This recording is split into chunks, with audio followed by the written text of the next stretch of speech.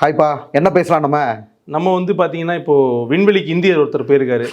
அதுக்கப்புறம் வந்துட்டு இந்த கம்போடியாவுக்கும் தாய்லாந்து வார் இதெல்லாம் பத்தி பேச முடியாது உங்ககிட்ட. அதனால உங்கள பத்தியே பேசிடலாம் நாம.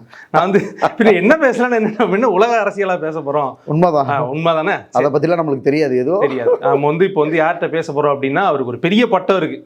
நீங்களே சொல்லிடுங்க உங்களுடைய பட்டத்தை. நான் மிஸ் பண்ணிருப்பேன். தமிழ்நாட்டின் நடிப்பு அரக்கன் watermelon star doctor D Divakar பிபிடி. பீட்டிங் எழுவிட்டா. சரி, ஓகே, பரவாயில்ல.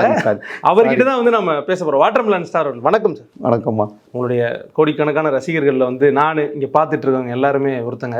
சரி, உங்களுடைய வாட்ஸ்அப் ஸ்டேட்டஸ் ஒன்று பார்த்தேன். உங்களுடைய பெர்மிஷன் அதை சொல்லலாம்ல?